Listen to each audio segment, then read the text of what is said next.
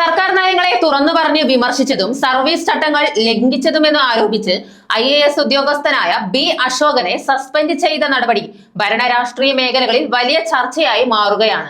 സൈനിക ക്ഷേമ വകുപ്പ് പ്രിൻസിപ്പൽ സെക്രട്ടറിയും കാർഷിക സർവകലാശാല വൈസ് ചാൻസലറുമായിരുന്ന അശോകനെയാണ് ചീഫ് സെക്രട്ടറിയുടെ ഉത്തരവിനെ തുടർന്ന് സസ്പെൻഡ് ചെയ്തത്.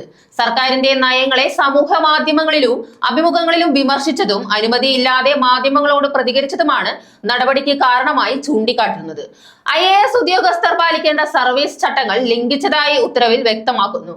പ്രത്യേകിച്ച് തിരഞ്ഞെടുപ്പ് പ്രഖ്യാപനത്തിന് പിന്നാലെ സർക്കാർ നയങ്ങളെ വിമർശിച്ച് അശോകൻ രംഗത്തെത്തിയതിന് ഗുരുതരമായി കാണപ്പെട്ടു. തുടർഭരണം കക്ഷികളിലും വ്യക്തികളിലും ഫാസിസ്റ്റ് മനോഭാവം സൃഷ്ടിക്കാമെന്ന് പരാമർശം ഉൾപ്പെട്ട ലേഖനവും വിവാദമായി. ഇതൊരൊറ്റപ്പെട്ട സംഭവമല്ലെന്നതാണ് ശ്രദ്ധേയം. കഴിഞ്ഞ ഏകദേശം 1.5 വർഷമായി സർക്കാർ അശോകൻ സംഘർഷം നിലനിന്നിരുന്നു. അശോകനെ സെക്രട്ടേറിയറ്റിനെ പുറത്തേക്ക് മാറ്റാൻ സർക്കാർ നടത്തിയ ശ്രമങ്ങൾക്കെതിരെ അദ്ദേഹം കേന്ദ്ര അഡ്മിനിസ്ട്രേറ്റീവ് ട്രൈബ്യൂണലിനെ സമീപിച്ച് നിയമ പോരാട്ടം നടത്തി. പല സ്ഥലമാറ്റ ഉത്തരവുകളും അദ്ദേഹം ട്രൈബ്യൂണലിൽ ചോദ്യം ചെയ്ത് അനുകൂല വിധി നേടിയതും സംഘർഷം കൂടുതൽ രൂക്ഷമാക്കി.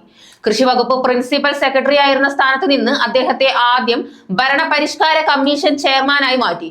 തുടർന്ന് ട്രാൻസ്പോർട്ട് ഡെവലപ്മെന്റ് ഫിനാൻസ് കോർപ്പറേഷൻ ചെയർമാനായും പിന്നീട് ഉദ്യോഗസ്ഥ ഭരണ പരിഷ്കാര പ്രിൻസിപ്പൽ സെക്രട്ടറിയായും മാറ്റങ്ങൾ നടന്നു.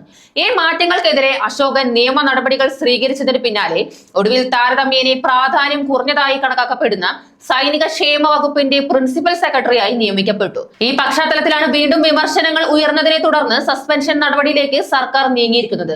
ഉദ്യോഗസ്ഥർ പൊതുവേദികളിൽ സർക്കാർ നയങ്ങളെ വിമർശിക്കാമോ എന്ന ചോദ്യവും സർവീസ് ചട്ടങ്ങളുടെ പരിധിയും വീണ്ടും ചർച്ചാ വിഷയമായി മാറുകയാണ്.